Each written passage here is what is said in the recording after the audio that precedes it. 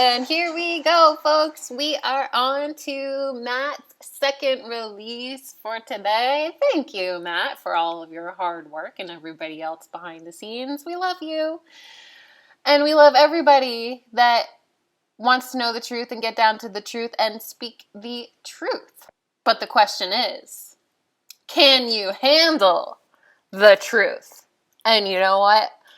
I think you can, because you are here listening to the Twitter Files. And here we go, folks, on to the next thread of the Twitter Files from Matt Taibbi. The Twitter Files, Twitter and the FBI, quote, belly button. By 2020, Twitter was struggling with the problem of public and private agencies bypassing them and going straight to the media with lists of suspect accounts. In February 2020, as COVID broke out, the Global Engagement Center, a fledgling analytic intelligence arm of the State Department, went to the media with a report called, quote, Russian disinformation apparatus taking advantage of coronavirus concerns. This arm of the State Department, the GEC, flagged accounts as Russian personas and proxies based on criteria like describing the coronavirus as an engineered bioweapon, blaming, quote, research conducted at the Wuhan Institute, and attributing the appearance of the virus to the CIA. State also flagged accounts that retweeted news that Twitter banned the popular U.S. Zero Hedge, claiming the episode led to another flurry of disinformation narratives. Zero Hedge had done reports speculating that the virus had lab origin, which we now know to be the truth, but they were flagging all of this as disinformation.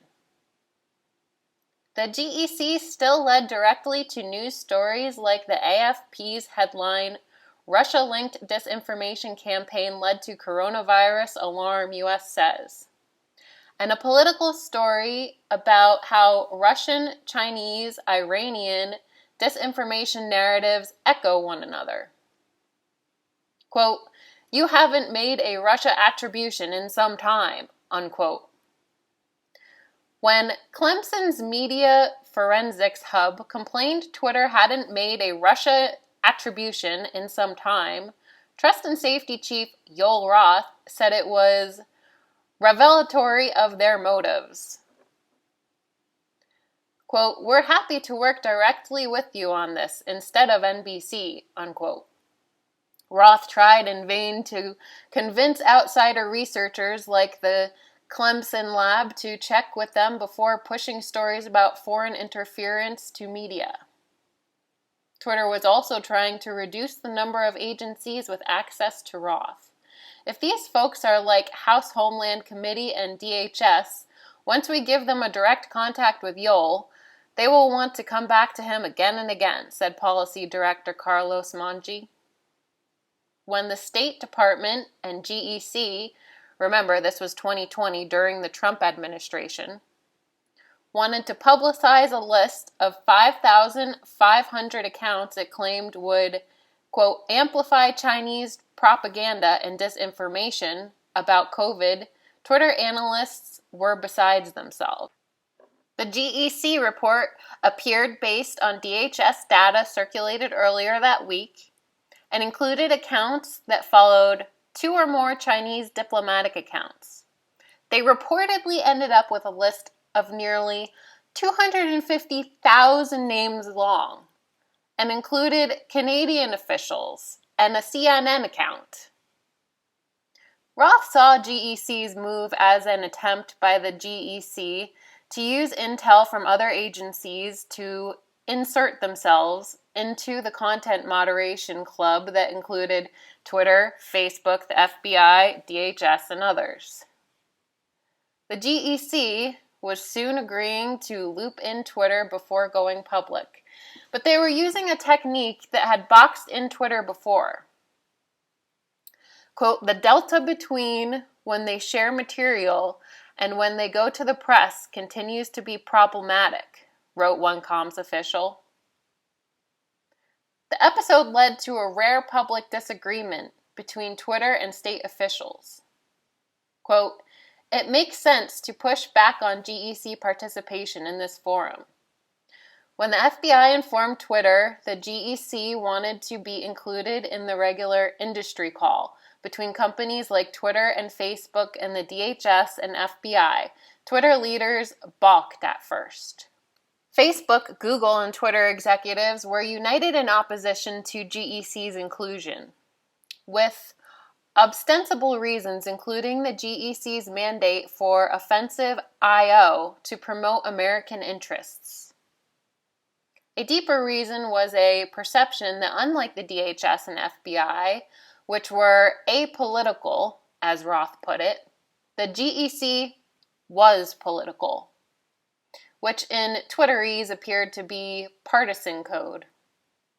Quote, "I think they thought the FBI was less Trumpy," is how one former DOD official put it.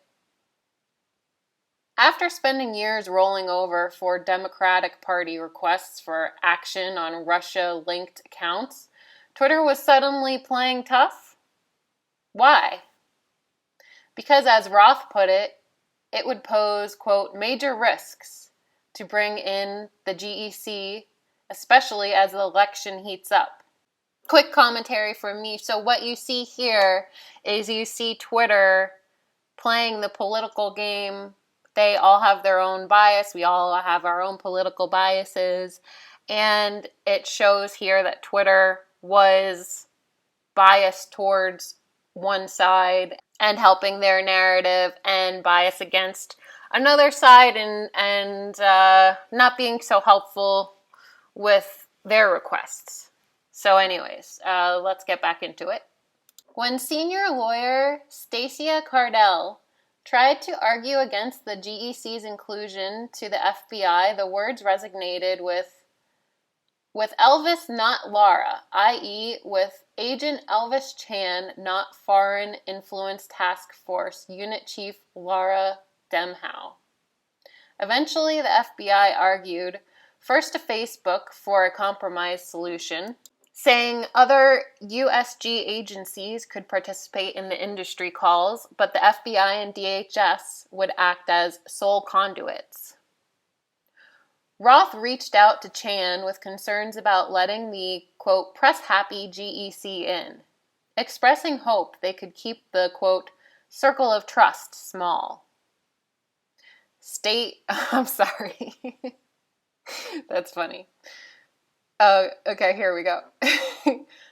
State, NSA, and CIA, Chan reassured him it would be a one-way channel, and Senate, GEC, NSA, and CIA have expressed interest in being allowed on in listen mode only. San Francisco FBI agent Elvis Chan wrote to Yoel Roth, "Hi, Yoel. Thanks for the response. I have some additional questions regarding them. I am aware the industry is meeting about this on Friday, so you may not have any clarification until then. We can discuss during and after our scheduled meeting, depending on what your schedule looks like. If it will only be one-way communication from the USG to the industry, it seems like it should be at least be the FBI and CISA. We can give you everything we're seeing from the FBI and USIC agencies. CISA will know what's going on in each state via the Homeland Security Information Network. However, will the industry partners communicate back with the FBI and CISA? For the FBI, will you use the pre-established channels already in use? For example, you or name blanked out will email me directly. If that's the case, that will work for the FBI, but I don't know what communication channels you have with the CISA. Or will the industry partners rely on the FBI to be the belly button for the USG? We can do that as well. We just need to know the industry's group preference. Sounds good. We will likely only establish one signal channel for FBI San Francisco and one for Facebook IHQ. The FITF unit chiefs may want to be in on the channel as well. I will provide the companies with our command post shift roster so you know who is on shift for any given day. Wow, they are really interconnected, aren't they? Facebook had mentioned activating the Signal channel before the first presidential debate, which works for us. But we won't have the enhanced staffing levels until October 28th at Facebook headquarters and October 30th at FBI San Francisco. I don't think we will stay in enhanced posture through January, so I think we would revert back to the standard channels sometime in November, perhaps after the elections are certified. They eventually settled on an industry call via Signal. In an impressive display of operational security, Chan circulated private numbers of each company's chief moderation officer and a Word doc marked Signal phone numbers, subject lined list of numbers. Twitter was taking requests from every conceivable government body, beginning with the Senate Intel Committee, SSCI, which seemed to need reassurance Twitter was taking FBI direction. Execs rushed to tell Team SSCI they zapped 5 accounts on an FBI tip. Requests arrived and were escalated from all over, from Treasury, the NSA, virtually every state, the HHS, from the FBI, DHS, and more. They also received an astonishing variety of requests from officials asking for individuals they didn't like to be banned. Here, the Office for Democrat and House Intel Committee Chief Adam Schiff asks Twitter to ban journalist Paul Sperry. Quote, "We don't do this." Even Twitter declined to honor Schiff's request at the time. Sperry was later suspended, however. Twitter honored almost everyone else's requests, even those from GEC, including a decision to ban accounts like Rebel Protests and Bricks Media, because GEC identified them as, quote, GRU controlled and linked to, quote, the Russian government, respectively. The GEC requests were what a former CIA staffer working at Twitter was referring to when he said, quote, our window on that is closing. Do you guys remember that from previous Twitter files? Meaning the days when Twitter could say no to serious requests were over. Remember the 2017 internal guidance in which Twitter decided to remove any user identified by the U.S. intelligence community as a state-sponsored entity committing cyber operations? By 2020, such identifications came in bulk. USIC requests often simply began, quote, we assess, and then provided lists, sometimes in separate Excel docs, they believed were connected to Russia's Internet Research Agency and committing, quote, cyber ops from Africa to South America to the U.S. One brief report sent right after Russia's invasion of Ukraine early last year flagged major Russian outlets like Vedomosti and Gazeta.ru. Note the language about state actors fits Twitter's internal guidance. Some reports were just a paragraph long and said things like, the attached email accounts were possibly used for influence operations, social media collection, or social engineering. Without further explanation, Twitter would be forwarded in an Excel doc. They were even warned about publicity surrounding a book by former Ukraine prosecutor Viktor Shokin, who alleged corruption by the U.S. government, specifically by Joe Biden. By the weeks before the election in 2020, Twitter was so confused by the various streams of incoming requests, staffers had to ask the FBI which was which. Quote, I apologize in advance for your workload. Requests poured in from FBI offices all over the country day after day, hour after hour. If Twitter didn't act quickly, questions came. Was action taken? Any movement? Wrote senior attorney Stacia Cardelli. My inbox is really effed up at this point. It all led to the situation described by Schellenberger MD 2 weeks ago in a previous Twitter Files, in which he revealed that Twitter was paid $3,415,323 essentially for being an overwhelmed subcontractor. Twitter wasn't just paid for the amount of work they did for the government, they were underpaid.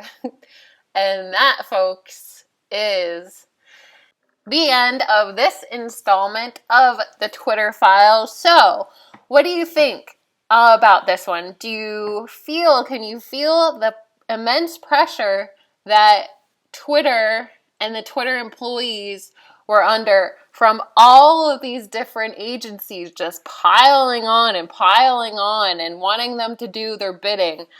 And pressuring them if they weren't getting answers right away. And yeah, so it almost makes you feel a little bad for them. Almost.